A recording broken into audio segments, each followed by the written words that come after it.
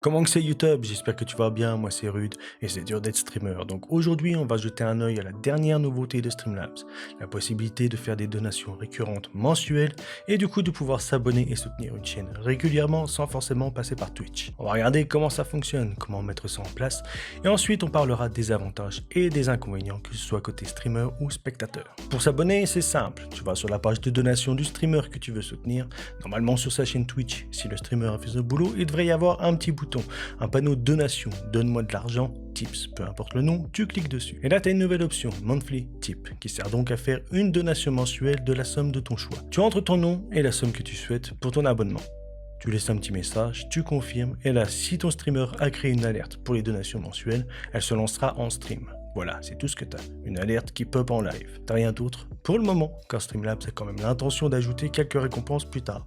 Maintenant, pour le streamer, pour mettre ça en place, tu vas sur Streamlabs, tu vas tout en bas dans Monthly Tips. C'est ici que tu verras toutes les donations récurrentes que tu auras reçues. Tu actives l'option et tu peux aller dans Paramètres si jamais tu veux mettre les donations mensuelles en pause ou même les annuler. Ensuite, pour créer une alerte, c'est de la même façon que les alertes de base. Hop, Alert Box, donation. Tu vas tout en bas, tu crées une variation d'alerte. Et là, dans Conditions, il faut choisir Donation is Recurring. Après, c'est à toi de custom ton alerte. Tu sauvegardes et voilà, c'est mis en place. Maintenant, on va parler des avantages. C'est plutôt simple, les avantages sont seulement pour le streamer. Tu gagnes plus d'argent, t'as pas besoin d'être partenaire ou affilié et t'es pas obligé d'atteindre un seuil avant d'être payé. Tu peux récupérer tes sous quand tu veux. Place aux inconvénients. Et ouais, en tant que viewer, bah t'as pas tout ce que Twitch offre. C'est-à-dire, t'as pas d'emote, pas de badge, pas de chat ou de giveaway en sub only, tu te tapes les pubs, y a pas les gift subs qui sont quand même une part importante dans les revenus d'un streamer, sans oublier les interactions que ça amène et le train de la hype. Peu importe la somme que tu choisis pour ton abonnement Streamlabs, les alertes sont les mêmes, il n'y a pas de variation possible.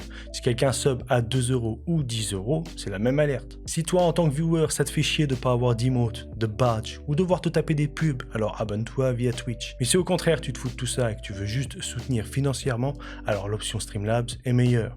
Car là où Twitch prend 50% sur chaque sub, Streamlabs ne prend rien du tout.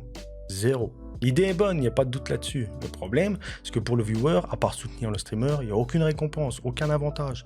Il faut vraiment que Streamlabs ajoute des options en plus, comme, je sais pas, la possibilité de jouer des sons ou des gifs, des commandes spéciales, un système pour débloquer des emotes. Et toi, dis-moi dans les commentaires ce que tu aimerais voir comme option ou récompense. Merci d'avoir regardé ce petit tuto, mets un petit like si ça t'a plu.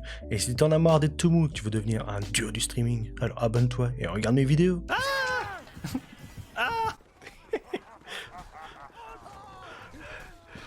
Ah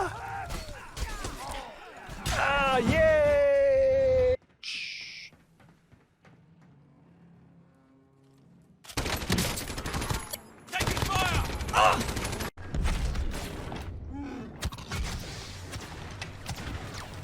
Oui!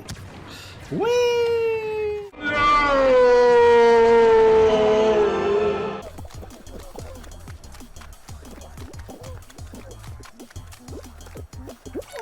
Ah! Éliminé!